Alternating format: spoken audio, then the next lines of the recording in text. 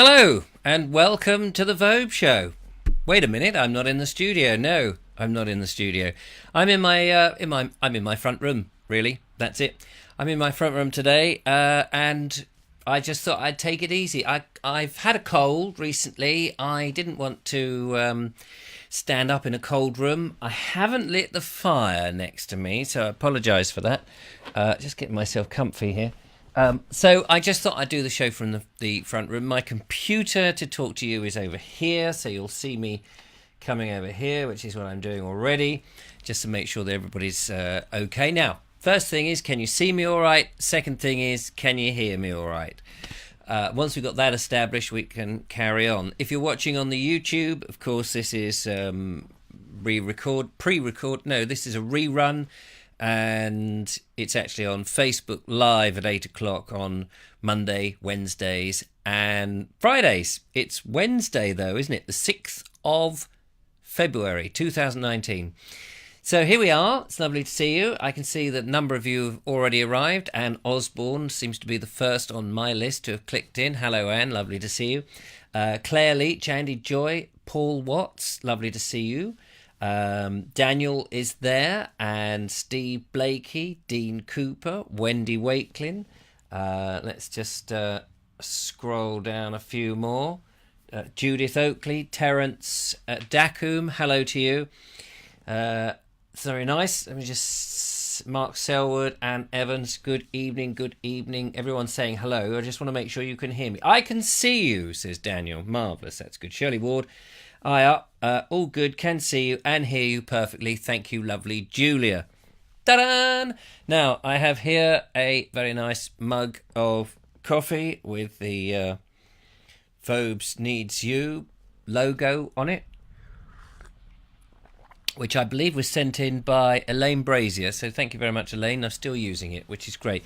Those other people who have sent in cups, I'm still using those as well. They are fabulous, so thank you very much. Just thought it'd be a bit cosier. It's a horrible night out there. It's not pouring with rain, but it's just damp, and it's a bit chilly. And I thought, well, why not? We'll get nicely cozied up. It is just me. It's Wednesday. We're going to do the quiz. We'll see how the quiz goes. I've got my Mensa book, the family book of questions. Now I know that there is an issue with the answers coming up front, so I may just give you the questions. You may have to get a pen and paper and write them down, and then I'll give you the answers afterwards, and then you can see how well you did. Okay, because otherwise what was tending to happen is the answers were coming up.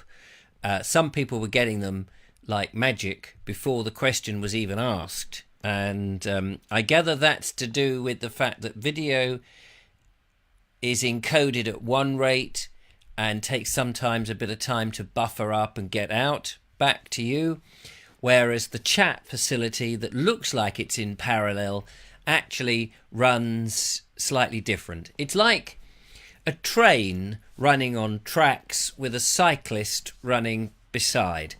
If the train is going at the optimum speed that the cyclist is going, that's fine. But if the train decides to speed up a bit, the cyclist is obviously unable to pedal faster than is whatever he can pedal, and so he is going to fall back. And it's a bit like that, really. And I'm imagining that the train is the chat bit and the cyclist is actually the video bit. So, you know, that's my analogy. I don't know whether you like it. If you don't like it, tough. It's the only one I got. So there we go. Let's have a look. I'm just going to keep looking at the comments here and scroll as we go. Thank you for the emojis. It's very kind of you. Keep those emojis coming. It's the only way I know that you're actually really there. Dean says, yes, Maya is there, which is very nice. Pam says, hi, Richard. David says, hi. Kevin says, 4,000 watching already. Really? I don't think so. Kushti Phil is also there. Graham Whittington, John Berger, hello John, Ian Beddoes, Teresa Dennis, hello to you Teresa Dennis, lovely to have you on board. Mr. Suggett, by the way, Mr. Suggett I think has just recently released a new podcast. He's been to CD Sunday, which is not somewhere where he's gone, you know, in the dark of night, dressed up with a hood over his head, looking for dodgy people. Not that kind of seeds. No, his seeds, of course, are flower seeds. Seeds that you can grow. Grow your boat gently down the stream. That's not right, is it? It's sunny here in paradise, says Cushty Phil. Whereabouts are you then, Cushty Phil, in paradise? Kevin All says it's pouring in Midhurst. Oh, is it? Well, I'm glad it's not there. Ooh, you need a fireplace shining on you to add the ambience. Yes, I know. I did think about it getting a little orange light with a bit of flicker on it. That would have been good. But, see, you're in America with a large house and a big basement. I'm in England with a tiny little 2 up, 2 down. We're all crammed in here, which is, very difficult to get that ambience. Martin Snow has joined. Hello, Martin. Robert Crowsir is there. Hello, Mr. Crowsir. Need to talk to you about whether we're going to meet up in Newcastle in a couple of weeks' time, because I haven't yet booked where I'm going to stay. I believe the lovely Julia may be going up to see somebody she knows up there. So it may be that we're both going to come and she's going to do her thing. I'm going to do my thing. I've got a corporate thing to do, but we may see you. And I need to just confirm all of that and then get all the bookings done.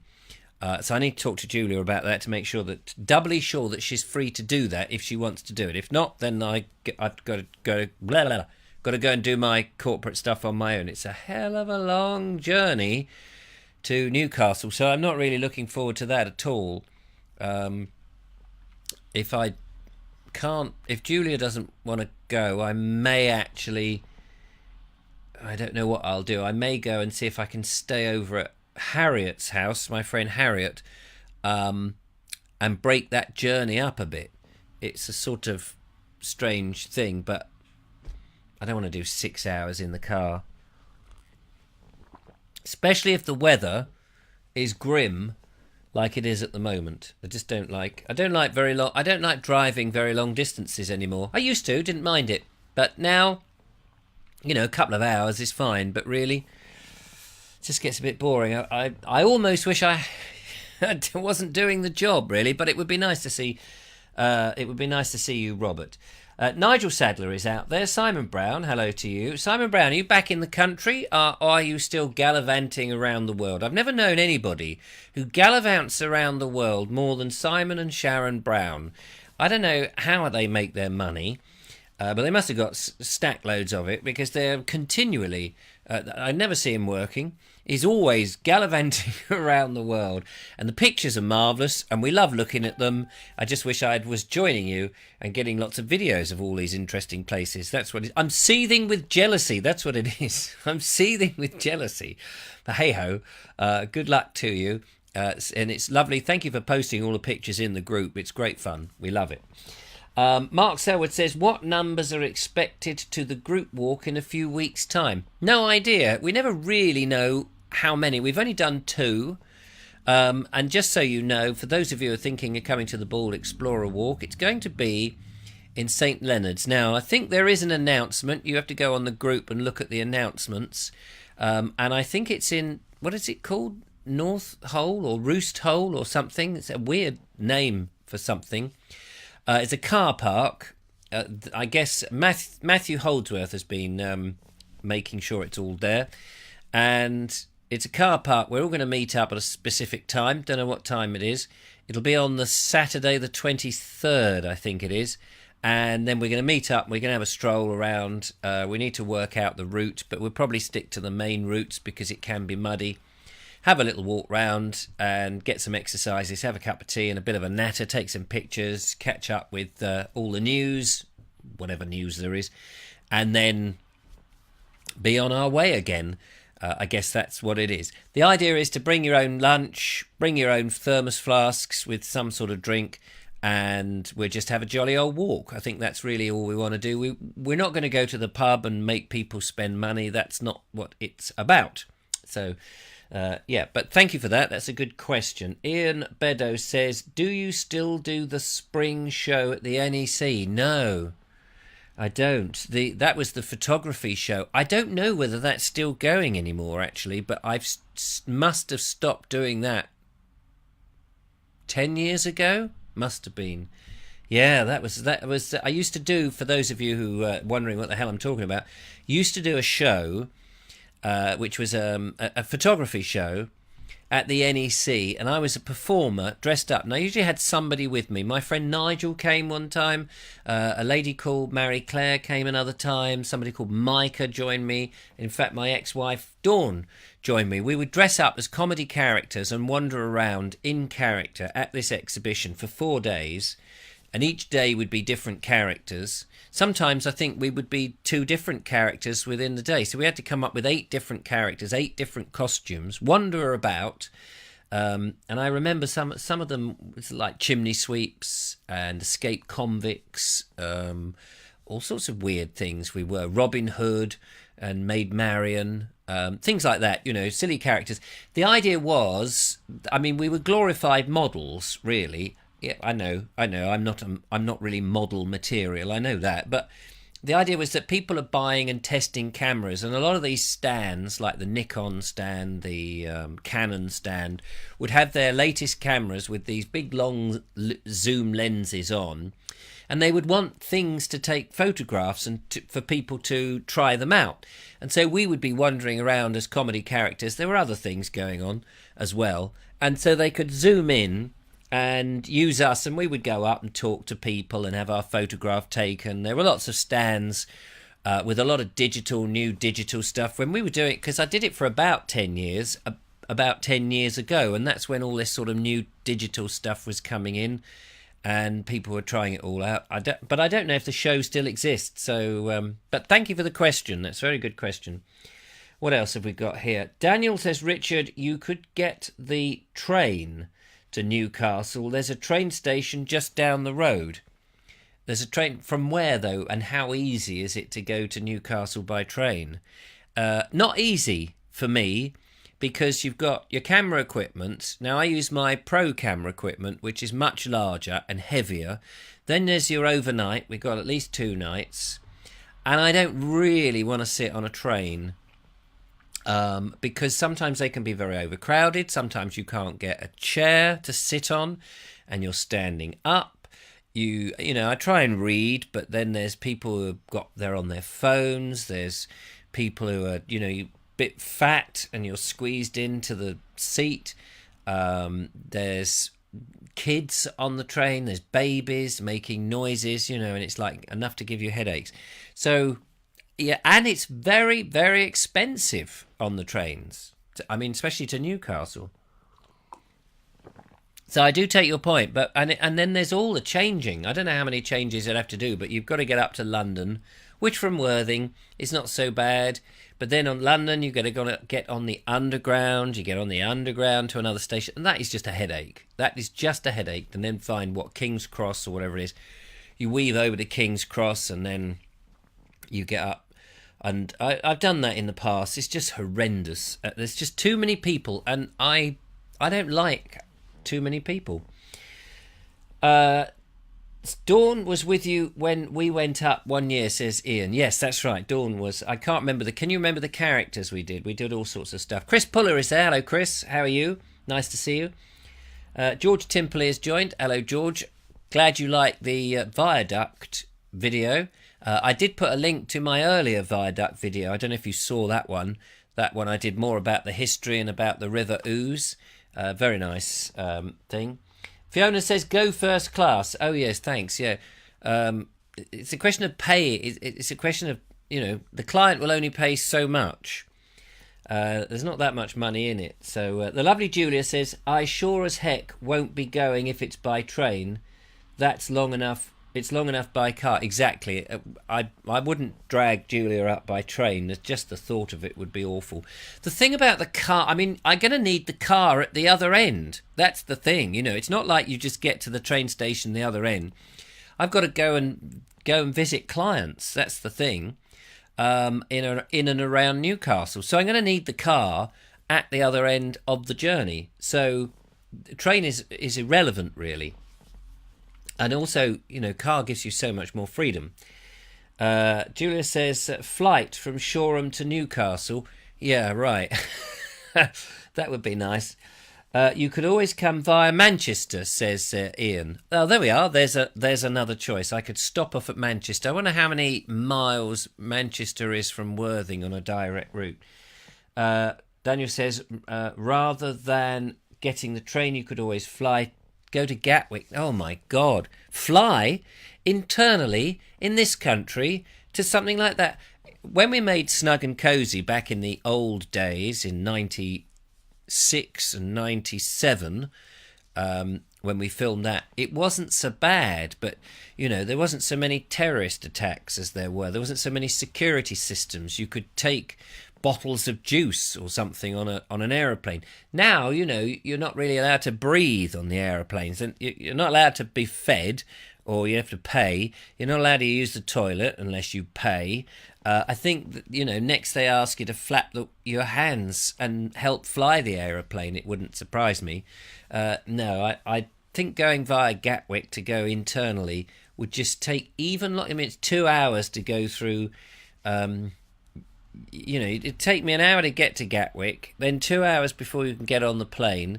Then, okay, you're in the air for 40 minutes, if and when it takes off and there's no leaves on the line. No, wait a minute, snow on the road. No. CO2 in the air? Maybe that would stop the aeroplanes from taking off.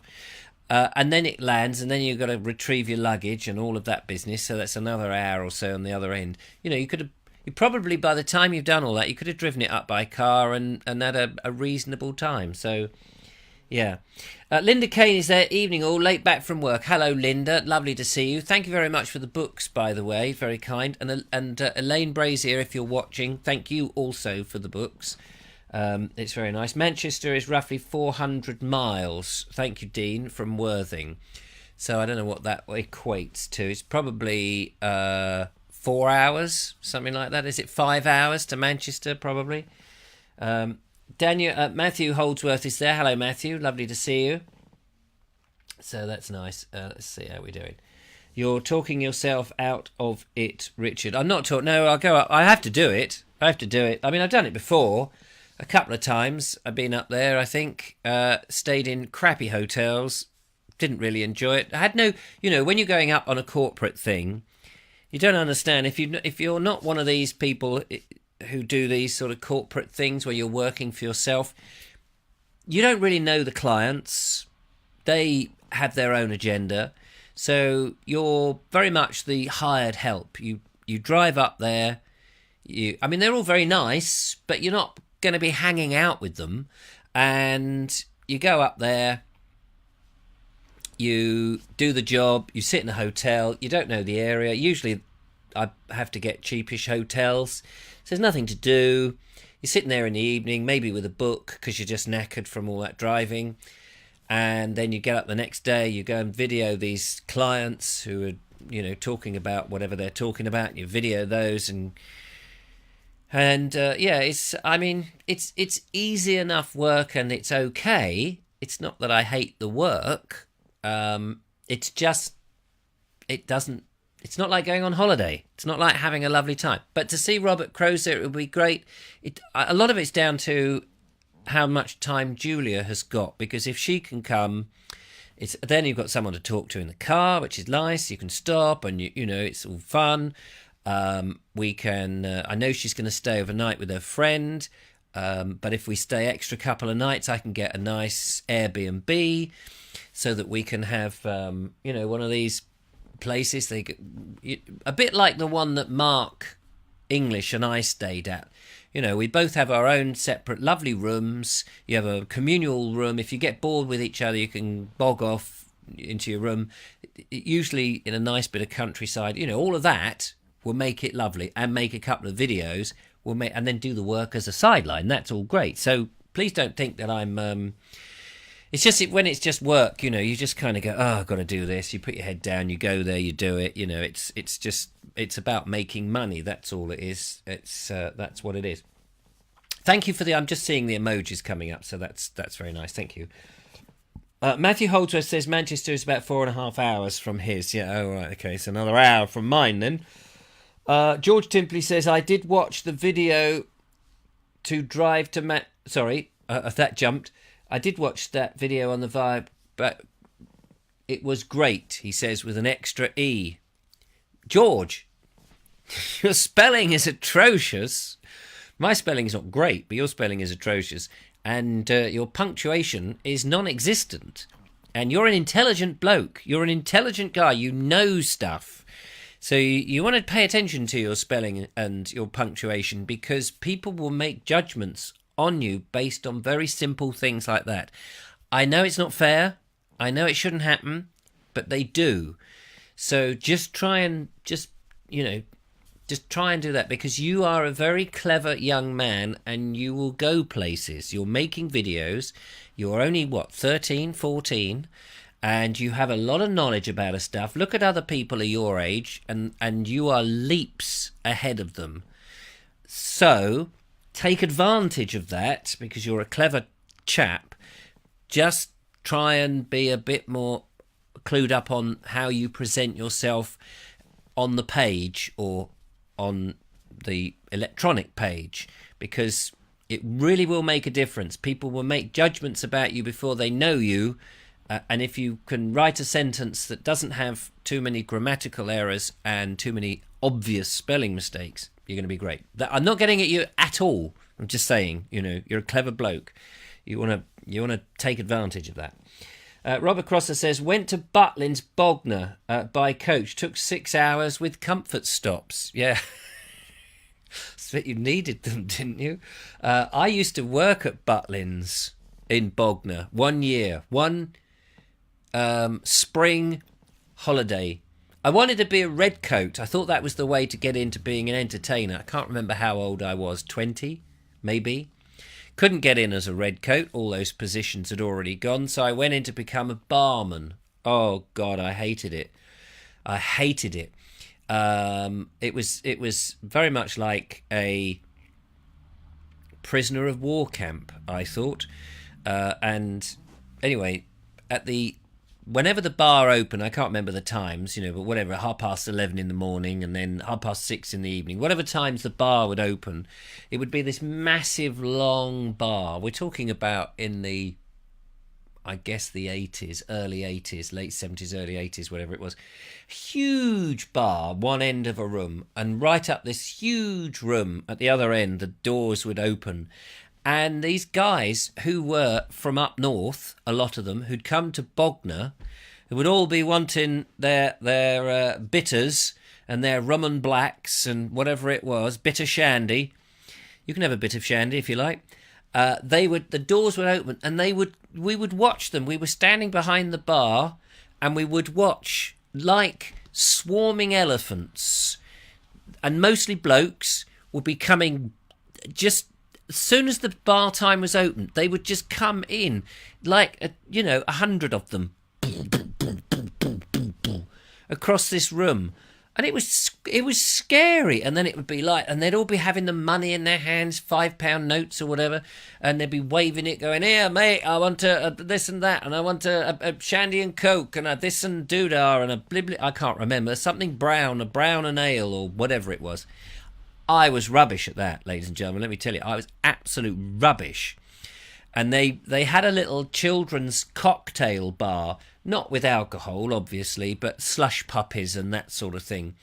And they used to put some girl in there, and she was rubbish at it.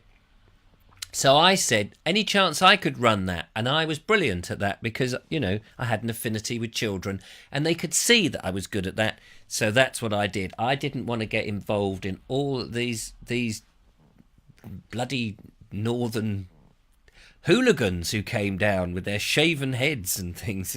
I know I've got a shaven head, and I couldn't understand the accent half the time. You're going, "Sorry, what did you say?" And I'm awfully polite, and everyone else was not quite as polite as me, I think. So that's why I work very well on the children's thing. So yeah, thanks for that. George is also a good artist. Is he? I think we've seen some of your work. I can't, sometimes it goes in and out my head. Robert Croser says, I know I did check the costs of journeying to Worthing. Oh, right, okay. Henry David Allen says, I found that with being dyslexic, if you post something with a spelling mistake. It doesn't matter how interesting what you post, one small mistake and people ridicule you. Isn't that the most annoying thing?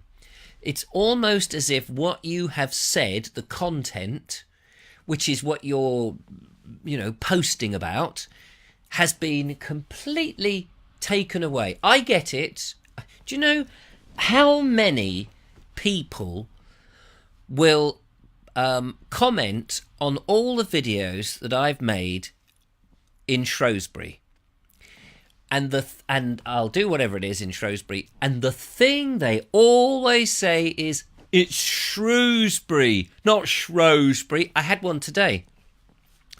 Some commenter, I think it was a woman, had thrown up her hands up.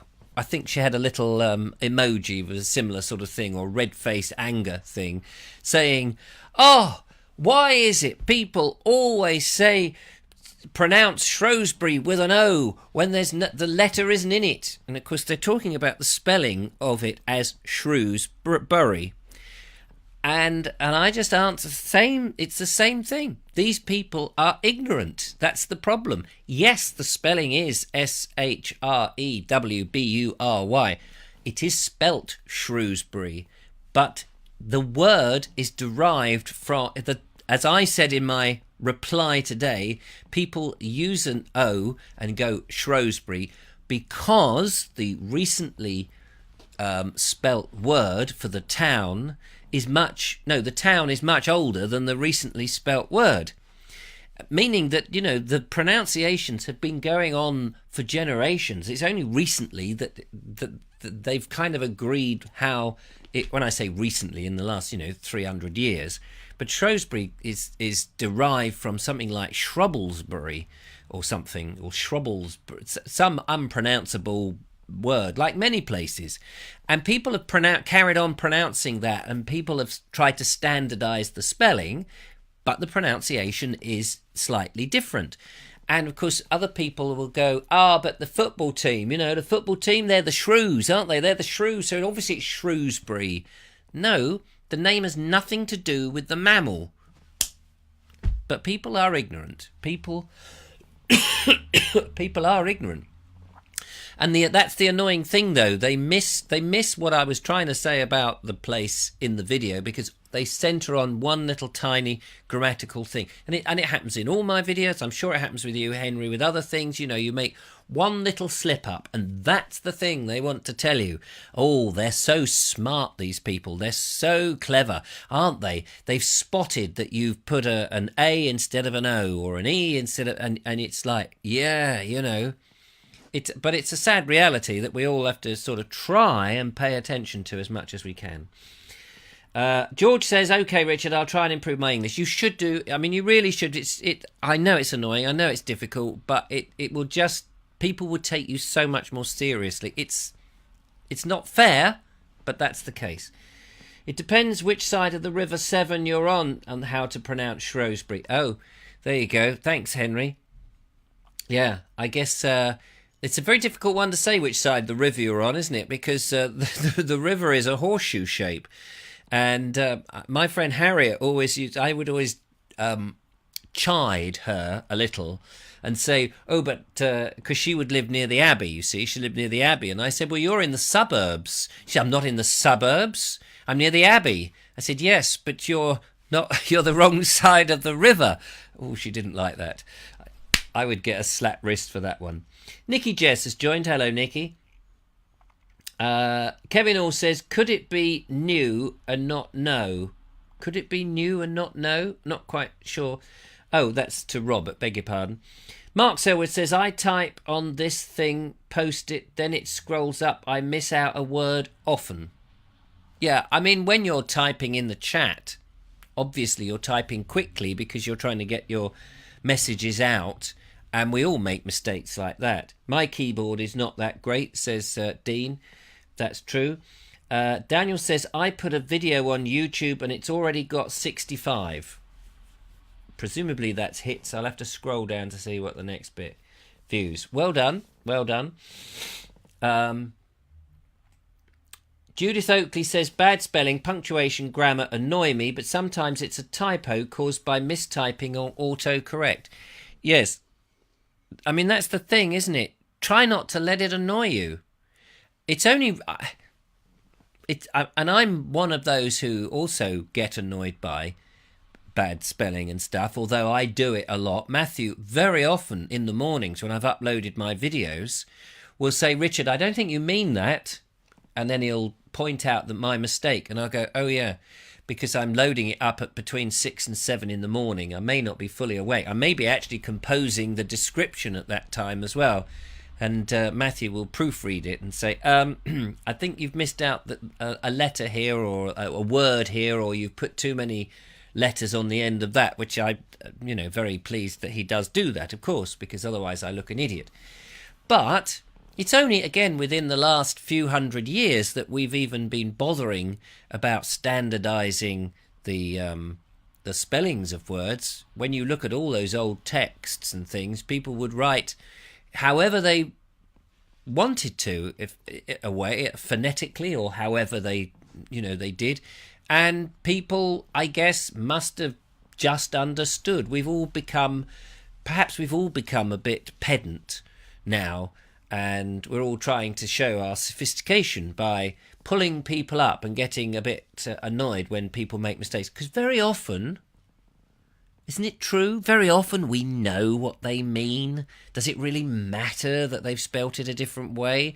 We know what they mean. Take the meaning and move on. Life is too short.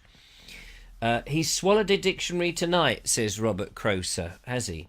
That's what someone told me when I used to live. Hang on, I've got to read that properly. That's what someone told me when I used to live in Shrewsbury. Oh right. Oh well. I mean, Harriet's family. And Harriet lives in Shrewsbury. Her family have been in Shrewsbury for donkey's years, like generation after generation. And they always say Shrewsbury. And the BBC in the area calls it Shrewsbury. Not that that really means anything. But yes, and all the people all the older families used to call it Shrewsbury. And it seemed to be the younger ones would call it Shrewsbury. So, hey-ho. George Timpley says, I got that trouble with my Steamworks video. I missed the A and I got caught out on that one. And when you spell court, you've put court, C-O-U-R-T, as in Crown Court, as in a court of law, or the King's Court, as opposed to, you mean C-A-U-G-H-T, where you caught as in being caught like a fish on a line. George? And I'm rubbish at all of this. I really am. We're having a nice, quiet, gentle conversation this evening. Look at that. We've been going for half an hour and just having a gentle chat. And I like this. I like having a very simple, gentle chat. I'm not trying to impress anybody. I'm not trying to, Now, I did have an email from the lovely Maggie and Robbie, who used to watch on Facebook, but they left Facebook altogether. They don't do Facebook. Maggie said, I do watch the YouTube video of the live show. She said, but it's not the same watching it on YouTube when you've participated in, and, she said it's just not the same. And I can understand that. But if you're watching, Maggie, hello. Nice to see you. And thank you very much for your email recently. And hello. And by the way, ladies and gentlemen, some sad news for those of you who enjoyed Maggie and Robbie's posts. Poor little Dottie. The Dottie, their little dog. I think it was a terrier, wasn't it? She's died. It's sad news, I'm afraid. She has died about a couple of weeks ago. So I'm really sorry to hear that. It's like a friend, isn't it? A dog. So that's bad news. And also, Julia hasn't mentioned this, but her hamster has died. Little Rainbow has died. In fact, her snake has died as well. So I'm hoping it's not in threes, although that would be three. With Dottie, but you know what I mean. Caught out ducks the rotten. Yes, thanks. It's getting like local accents. Yes, that's true. Judith Oakley says that I shall try not to get too annoyed, Richard. Well, I think it is good to be aware of these things. It's kind of, I don't know, what is it? Things that, okay, so here's there's some interesting things coming up. I hate the fact that I say kind of or sort of a lot. That annoys me because I don't mean that something is kind of this. I mean it's this. You describe something as that's kind of a dark door. Well, no, it's not kind of a dark door. It is a dark door. And I say that a lot. I don't mean to, and it annoys me. But I have noticed when you watch or listen on the radio and the television, I don't watch the television, but I listen to Radio 4 a lot, loads of people, educated people, are using these kind of, sort of, when you don't need to use them, and that bugs me. Hang on, there was a thing that just went past I wanted to read. Eugene Mark Sully. Hello, Eugene. He says, I like Waltham, which seems to have two pronounced... Now, I don't know if I've got that pronunciation right. I'm just going by... is it Rotham? Rotham. Sorry, these glasses aren't so good. I missed the R there. Rotham, which seems to have two pronunciations. I was surprised when some locals called it Rotham, but another corrected me, so I now don't know if it's called Rutham. Yeah, you see, I mean, it is very tricky, isn't it? I mean, there's a place called... I think it's called Rodmall, just south of Lewes, Rodmall, and I've called it Rodmell because that's how it's pronounced, Rodmell. I don't think at the end of the day it really matters because everyone can pronounce these things the way they want to. And as long as the other person doesn't get upset and can go, oh, okay, whatever, then why should, as long as you're using the letters that are there, if you're adding letters, well, Shrewsbury and Shrewsbury, I suppose you could say that you're adding the O that's not there. But it's not like you're calling it Birmingham instead of Shrewsbury. It's just that I suppose it's that business about trying to fit in with everybody, isn't it? But that's a good one. Thank you, Eugene. Rootham, she's... Judith has immediately jumped in to correct him. It's not Rotham, it's Rootham. You wouldn't guess, would you? You couldn't guess that from the spelling. Wrotham. That, to me, would be with a silent W, Rotham. And which is why I said woo to begin with, because I missed the R. Fabulous.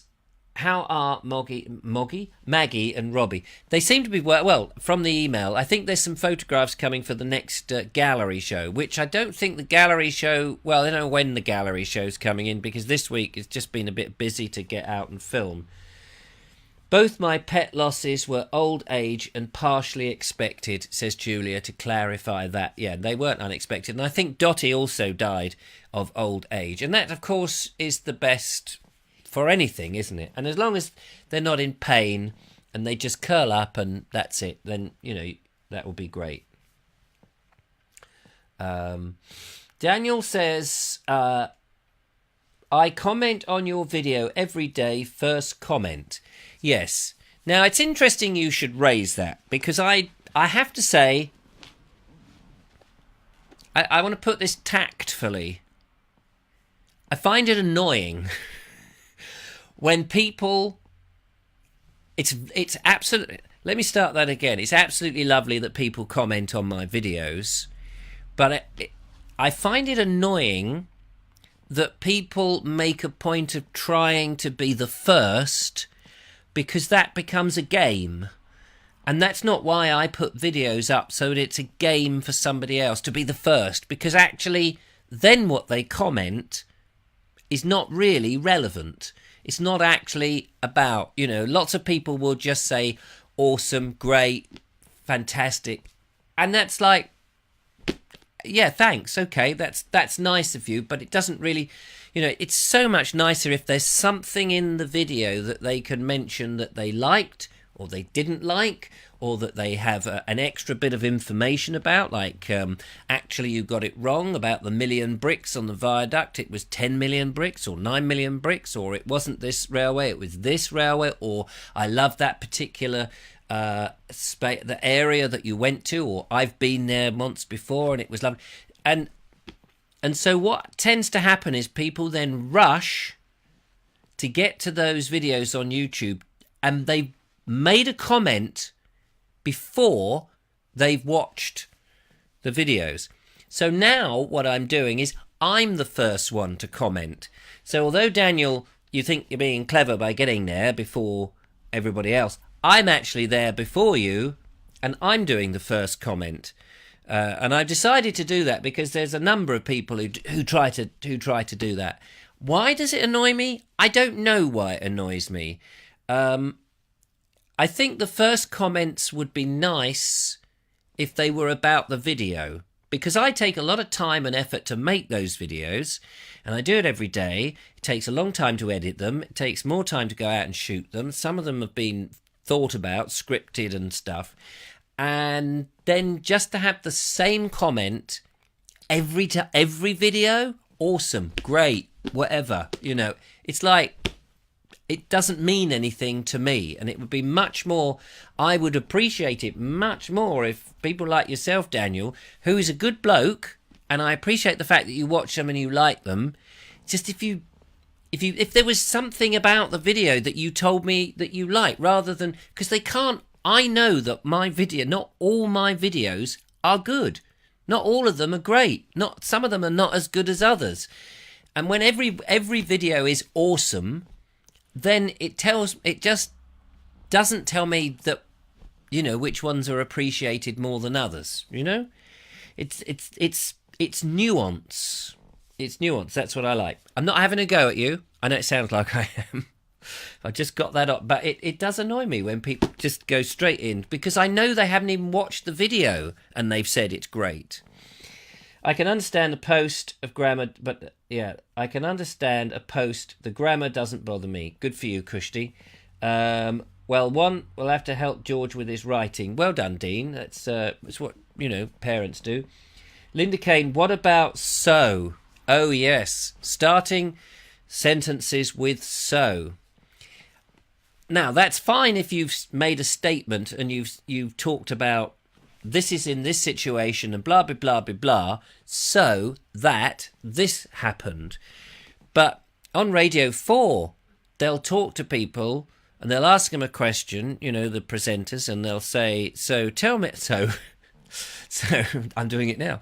Tell me about your this, that, and the other. And it's usually scientists. Have you noticed? It's usually scientists or people doing research papers, and they'll go, so we did such and such and such and such. And it's like, you don't need to say so. You just need to say, we did such and such and such and such. You don't need the word so. And is worse is, as Julia has pointed out to me on numerous occasions, it's those people who are talking about a subject and then they dwindle down and just end the subject on the word so, which is like another bloody word I'd hate to use. That it's because you hear it all the time. It's because you hear other people using it and you start adopting it, because we're all copycats. We do it without thinking about it. You really have to think about what you say. And actually, this is good training. It's great training for me because I'm talking to you, but I have to continually think of the words I'm going to use, and then because it's a sense of performing, I'm trying to edit out the words that I don't want to use, such as those. But going back to the so, yeah, that when people say,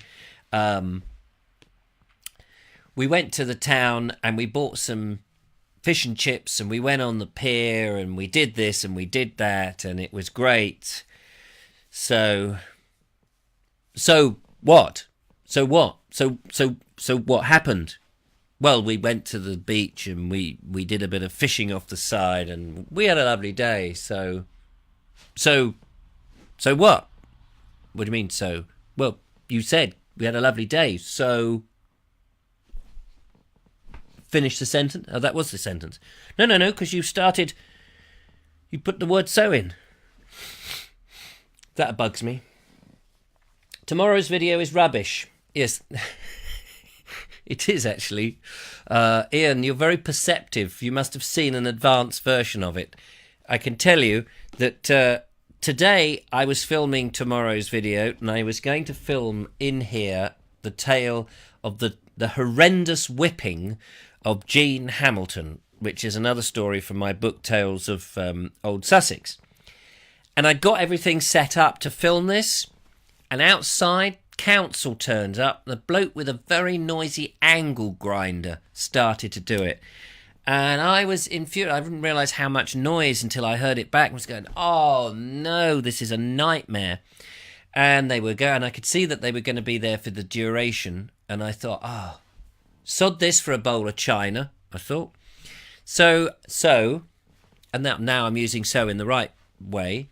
So I thought I desperately need a video for tomorrow. I better go out. I had a quick look in my book to see if I could find inspiration. There was this weird little, excuse me, that's a burp you didn't need to hear, a weird little story. And I thought, oh, well, the location is quite close. I didn't really know too much about it. I whizzed out. The weather wasn't great. I went and did this video.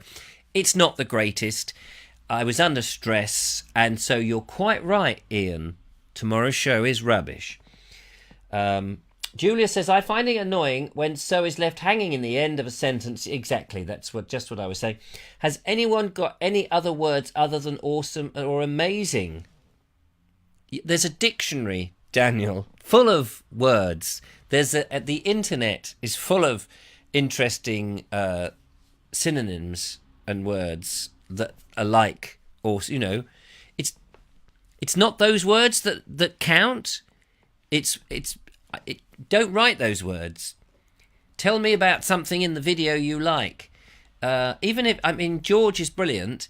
His spelling may be up the creek, but he has looked at the video and he does tell me something about it. And many of them do.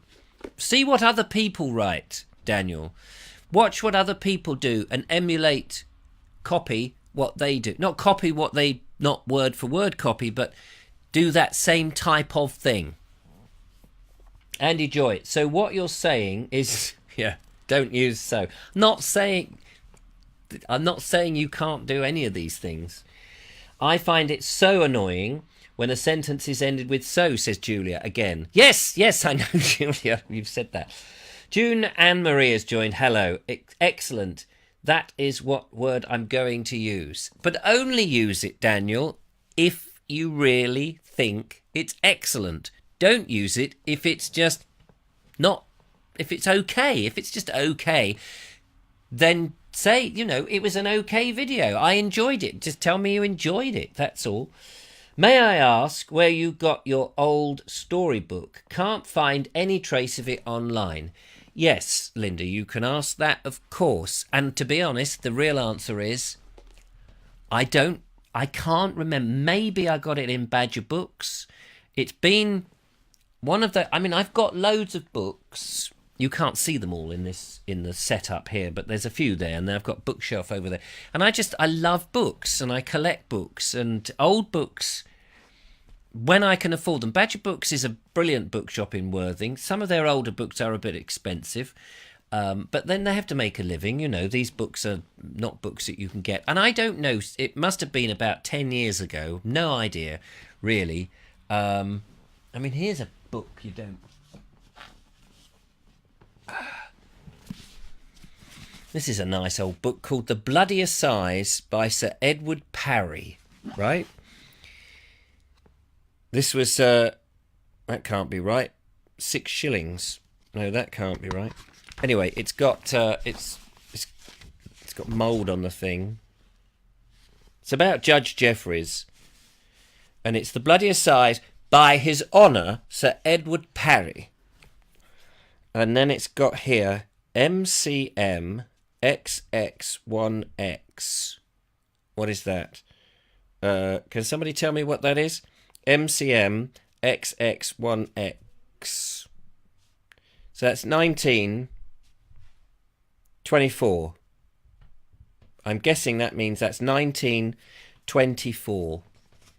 So that's quite. Oh, here we are. First published in 1929. Oh yes, XX1X. Did I say? Oh yes, XX1X, 1929. I thought that was a V. First published. So this is obviously a first edition. Probably worth something. Beautiful old paper. I have read this one. Nice old picture of Charles there. Sorry, I've got it just. I didn't realise I had it out of shot. I'll just lift it up. The murder of Sir Edmund Barry Godfrey. It was not until February the 5th, 1679, that Robert Greene, Henry Berry, and Lawrence Hill were brought up the river from His Majesty's jail at Newgate to take their trial in Westminster Hall for the murder of Godfrey. There was a great crowd to hear the trial, and even the standing place of the jury was so thronged that the clerk of arraigns had to threaten the trespassers with penalties in the king's name before they would give way.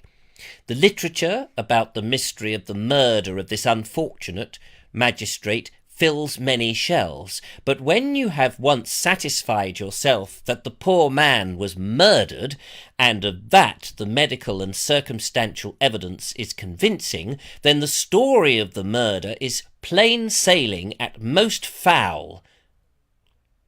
As most foul and secret murders. To my mind, the report of the trial of those charged with the murder seems to bring home the facts of the murder and the details of the way in which it was carried out to the prisoners at bar. Such a lovely, beautiful book. So, what was my point to all of that? Was yes. So I've got a number of old books. Some of them are. There's a lot of these old. 18 vicars of so-and-so. I used to get a lot on Google Books. Used to do a lot of those, didn't they? Google scans. And you'd get the rector of some town has done a perambulation of the village of non-entity. And then it would give you this, long-winded thing about the church and the various receptacles and things that were left in the church. It was all great fun. Kevin also says, so it's like pouring the rain even more... Oh, hang on. So it's like pouring with rain even more than it was rain-like. Yeah, thanks, Kevin. Emily says, I turned around and said, why do we always turn around before speaking? I turned around and said... I don't understand your business about turning around. I do try and make different comment on the video that's related. Yes, you do, George. That's what I just said. You're brilliant. You're brilliant. Eugene Mark says, I use Wicked when chatting professionally with quite posh co-workers. Oh, do you? That's great. Claire Leach has put M8. I'm not quite sure what that means. Like being at school tonight, giving his best... No, don't be silly. Can't find any mention of it. I use Badger Books and Kim's. Oh, yes, they're fantastic, aren't they? I found that book in a charity shop. What book? The Bloody Assizes? No, no one's got the Bloody Assizes. By Sir Edward Parry. Yes, I've been to that bookshop in Worthing too. Really? Yes, really. Eugene Scully says 1929. It's 19. Oh, sorry, you're coming back with the thing. Wasn't in Worthing. I found it in Port Slade. What are you talking about? Ian Beddoe says, good job, we are all different. I buy cookery books, mostly from from the Second World War, yes. And now Mr. Rich Suckett has got me into growing veg. Oh, yes. So this is all very good, isn't it? Actually, talking about that, I was going to do the quiz, but we'll sod the quiz. We don't need the quiz. There were some other bits and pieces that I was going to talk about. But now we got on to reading. This is a book that Linda Kane sent me. It's a brilliant book. I'm surprised you wanted to part with this one, Linda. This is by Bernard Price, called Sussex People, Places and Things. It's a lovely book. I've been reading this one. And this one was published in 1854. Oh, no, sorry. 1975, a little bit more recent, and I wanted to read, it's on page 21, a little bit from here. Let me just tell you, the author Bernard Price was born in Chichester. He began his career as a student surveyor, but following the national service with the Royal Artillery, he turned to the study of fine art and antiques, eventually becoming an auctioneer and appraiser. In 1961, he opened as a new career as a writer and broadcaster. In 1966, he had regular broadcasts with Arthur Negus in their radio programme talking about antiques. Anyway, so he's an interesting bloke, and he's written this book, which is, it says here, this book that very much reflects the love of Sussex, the natural world, and the wide interests and literary ability of the author. Yes, he writes incredibly well. And I was reading some of this the other day to get away from all the other stuff that I'm reading and stuff. And this is in 1975. And I know we've only got a few minutes, but I just want to read this bit to you because it had a huge resonance to me. This is 1975. And those of you who heard me talk at the Friends of the South Downs the other day, you'll see I hadn't read this when I was talking about that on the thing on the South Downs thing. But have a listen to this. And he just, these are kind of see, done it again. These are mini essays, if you like, little observations. There's no chapters. He just does one after another, and then there's a little funny pattern to separate these thoughts. So they're little thoughts. So here we go. Of all the many changes that are taking place in our countryside today, it is in the villages in which they are most noticeable. 1975 this was. In most villages that lie within an hour or two of London, the whole structure of the rural community has been changed forever. Changed, that is, not in a new building, but on a social, not only in new building, but on a social level also. Those fascinating close communities that existed until the end of the 1940s, with the vicar living next door to the poacher and everyone rubbing shoulders with everyone else, have now gone. Of course, they were not always happy places that so many people like to believe they were, but nevertheless, as communities, they were a success. And in times of national or regional economic stress, it was the villagers who usually came out rather better than the townsmen. At least they got more to eat. There are many people very much alive today who can remember when most of the large towns of Sussex maintained soup kitchens to feed the poor and unemployed. I think the success of the old English village was very much due to its motley assortment of characters, all of whom made up their own ways as part of the village pattern. Either they were concerned with each other or with the land on which they lived, making the village a very real place with its own special identity. We are still very much influenced by the effects of the Second World War, and it seems strange that war, which must be evil, should produce so much that is good. I understand that in the 6 years of war, medicine advanced 30 years, and enormous benefits accrued due to the national effort. In branches of engineering, building, transport, communication, although all of this is offset by the bigger and better means of destroying the lot. Since then, we have seen the drift from the land, and we have seen farming become a mechanised industry run by a comparatively small labour force of highly skilled specialists. At the same time, the village has become the commuting refuge of the city man, while villages in their rural coastal belt have also been affected by the holiday industry in which the ubiquitous motor car plays such a great part. I am never opposed to change, provided it is forward-looking, but it does sadden me to see so many examples of excellent rural domestic architecture being ruined to fit the city idea of the country cottage. He does go on, but I won't go on. But that was in 1975, and he is already talking about the changes that were going on and the fact that people were leaving the villages. They couldn't afford to be in the villages. And now I did my talk and I said that the South Downs and the places around the South Downs are pretty sterile compared to what we've had before since the Second World War.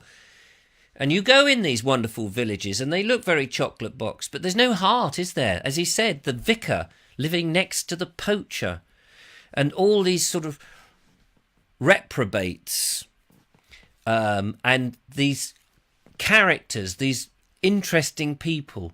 Now they're all very rich, slick, sophisticated, boring people who live in these places, it seems to me. The real characters who have anything about getting their hands dirty and real muck under their fingernails and the life of the country have all gone. They all seem to me to be very fake. And that is such a shame that our villages and that way of life is dying out, and so quickly. Anyway, I wanted to read that to you because that really just rang something in my heart. Let's just go to the messages. Kushti Phil, 1975, I left school. The end of the Vietnam War, Queen in the charts with Bohemian Rhapsody. I couldn't pronounce it then. Liz Houston, the Middle Ages, more people lived in the country rather than in the towns. That's true. Henry David Allam, I agree with this. I wish villages were more old-fashioned. We're missing, there is that tapestry of life that we have missed out on, and we are missing out on because people are... I'm not helping myself, am I? I've gathered you lot to look at a screen. I'm not helping at all. We should be in the village hall, arguing and debating and throwing cabbages at one another. That's what we ought to be doing, and actually living, and not on a screen typing. What kind of life is that? Far better that we all, and then go down to the pub. Who has the local anymore where you can do all that? It's just I don't know where we're going. The drift from the land started long, long before World War II. It's true, Liz, you're quite right, of course.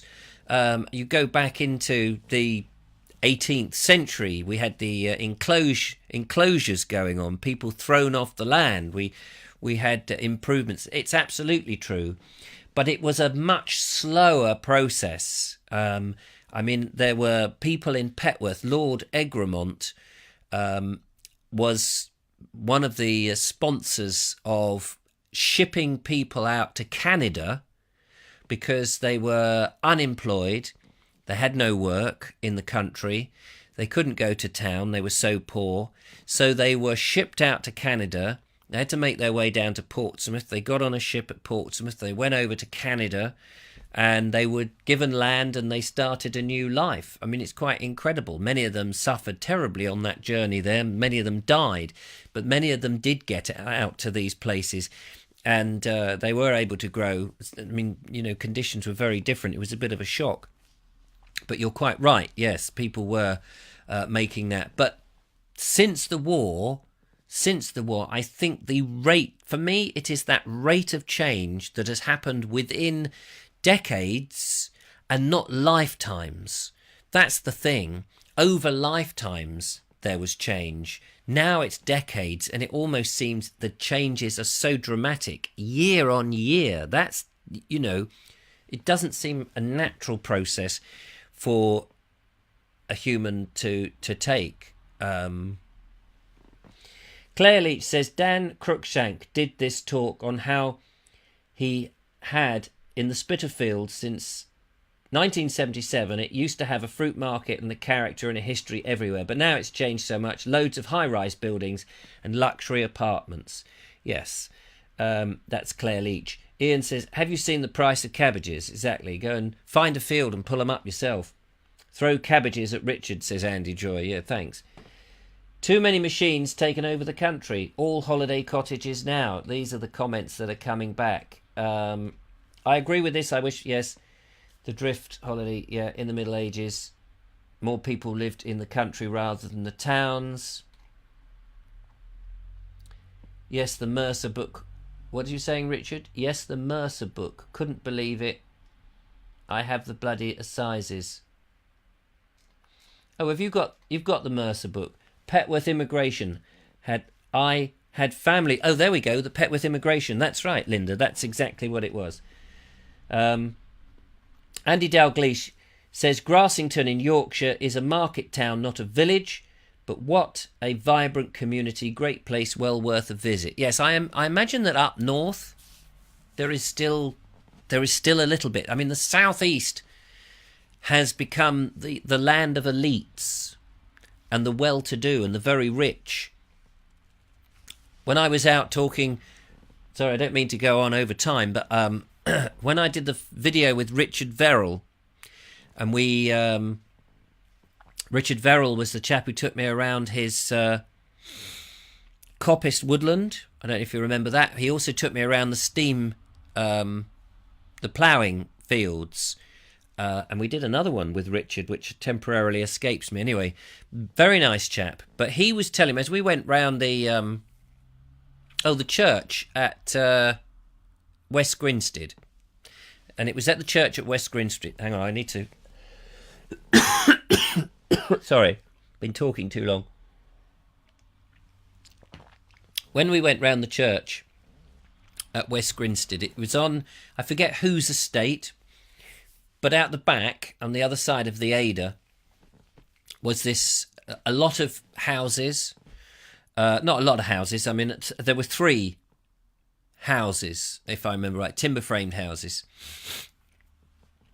And he was telling me that all the land that we could see was part of another estate, was part of an older estate. And he said, within his lifetime, and I think he's about 80 now, or late 70s, and he worked on this estate.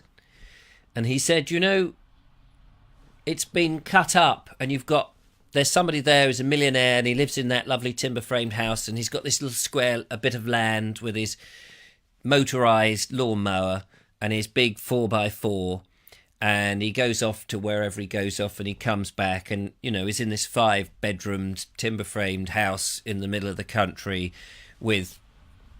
as good as electric fencing and all that, going, this is my property. And then there's another one over there that they've got a big house and, with a little swimming pool and this, that and the other. And he says, but within my memory, this was an estate. And he said, on the estate, you would have had about 80 families on there. 80? Or 80 people. You would have had a number of families on there and it sustained 80-odd people. You would have had the labourers on the land tilling the land. You would have had the woodman doing the business with the coppicing and the trees. You would have had the charcoal burners providing the charcoal for whatever. All sorts of little industries, within, but all under the pay of the lord of the manor, so to speak. And they said, and each one of those blokes that went out to work was supporting a wife and children. So each one of those blokes.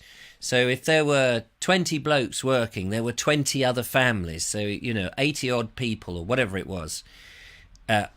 So this large chunk of land was responsible for all these people and was making all those people, giving employment to all those people back in the day. They could feed themselves, they had outside work, they were getting fresh air, they were fit, and they had places to run, and they all were being fed, etc., etc. And he said, slowly and slowly, this land, of course, has now been parcelled up, and only the rich can afford to buy these parcels of land and these big houses, and they live on it. And those people, so you've got Mr. and Mrs. So-and-so and their 1-year-old child in this millionaire bit of house, supports one family, and then this bit of land. So what supported 80 odd people probably now only supports 5. And it's so sad. It's so sad that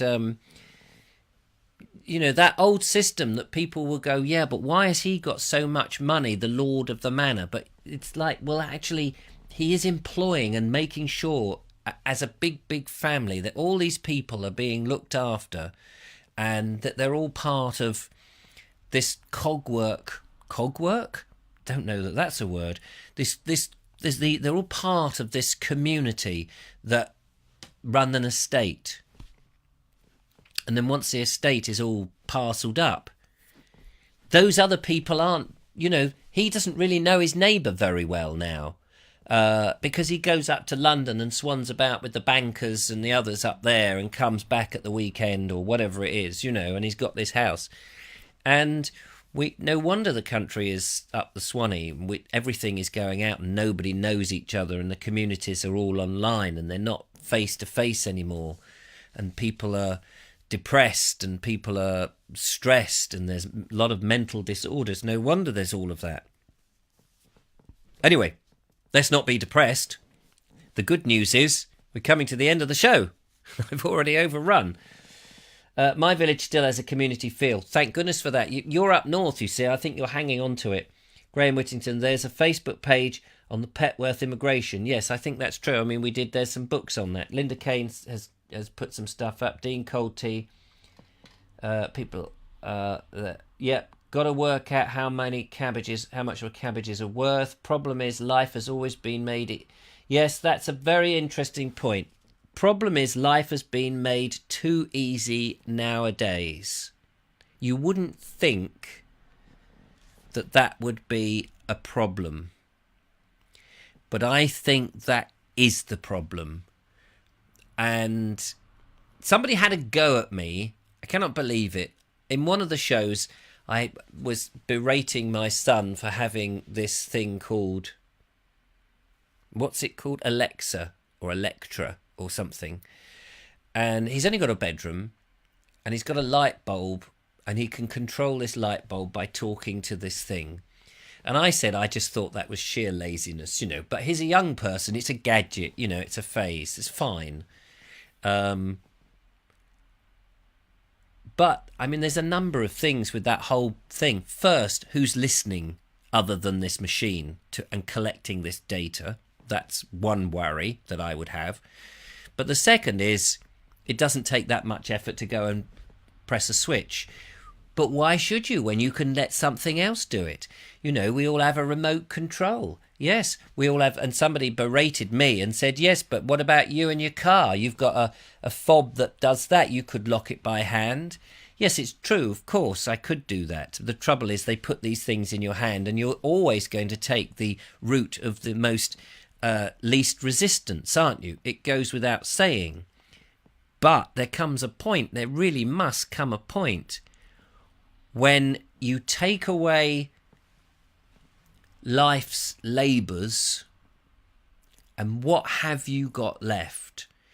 And I think what you realise is that actually some of life's labours is actually life's joys.